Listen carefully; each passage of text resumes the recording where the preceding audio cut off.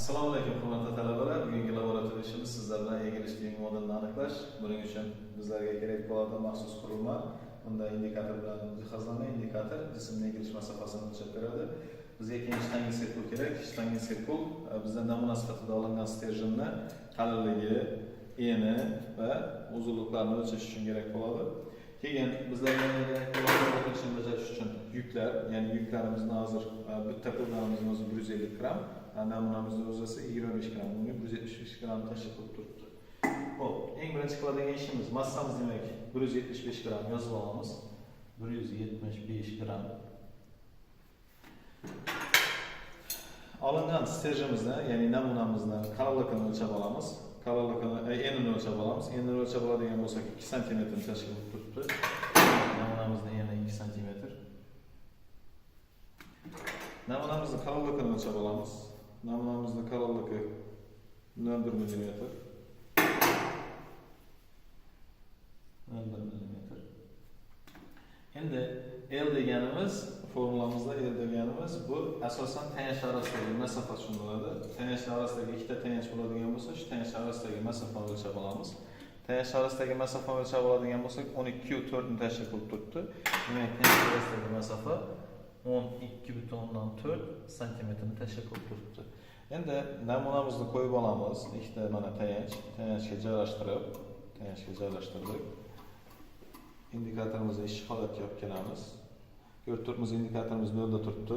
Keyin biz namuna sifatida olingan mana 175 gramni joylashtiramiz. Yaxshilab qaraydigan bo'lsak, indikatorimiz 1, 2 aylanib, uchinchisida 65 ni tashkil qilib turibdi. Ya'ni bir marta aylanishni o'zi 1 mm ga egilganini bildiradi.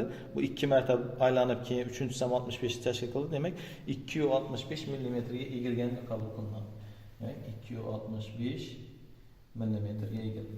Bular barchasini asosiy o'lchov birliklariga o'tib olib turib, ishchi formulamizga qo'yamiz. Ya'ni yung modelni aniqlash formulamiz massa ko'paygan egilish tezlanishi, tayanch orasidagi masofaning kubi 4, elimiz bu. Bizdagi egilish masofasi lambda bu, egilish masofasi. A'miz aynan shu stерженning eni, bu esa stерженning qalinligi hisoblanadi. Olingan qiymatlarni ishchi formulaga qo'yib turib, yung modelni birinchi tajribaviy qiymatini hisoblab topamiz. Aynan shu tajribani 3 hamida 3 marta bajarib, 3 ta qiymatiga ega bo'lamiz. Ya'ni yung modelning 3 ta qiymatiga ega bo'lamiz. Keyin aynan shu hisoblab topilgan 3 ta qiymatni o'rtacha qiymatini hisoblab olamiz. Sababi bu nisbiy xatolikni hisoblab topishimiz uchun kerak. O'rtacha qiymatini topganimizdan keyin bizga absolyut xatoliklar kerak. Absolyut xatolik bu natijaviy qiymatdan bo'lishi kerak, bu asosiy chiqishi kerak bo'lgan qiymatdan qanchalik chetlashildi degan ma'noni bildiradi. Demak, absolyut xatolikni hisoblash uchun olingan yung modellarining o'rtacha qiymatidan birinchi tajribadagi qiymatni, bu birinchi absolyut xatoligimizni beradi. Olingan o'rtacha qiymat, topgan o'rtacha qiymatimizdan ikkinchi tajribadagi qiymatni, bu ikkinchi absolyut xatoligimizni bildiradi. Keyin o'rtacha qiymatimizdan uchinchi tajribadagi qiymatimizdan absolyut xatoligimizni, umumiy xatolik tajribamizning qiymatini ayiradigan bo'lsa, uchinchi absolyut xatoligimizni beradi. Endi 3 ta absolyut xatolikni ham o'rtachasini topib olamiz. Bu ham nisbiy xatolikni hisoblab topishimiz uchun kerak. Buning uchun 3 ta absolyut xatolikni qo'shib 3 ga bo'lib olamiz. Endi nisbiy xatoligimiz absolyut xatoliklarning o'rtacha qiymatini tajribada topilgan yung modellarining qiymatlarining o'rtachasiga bo'lib 100% ga ko'paytirganimizni tashkil qiladi.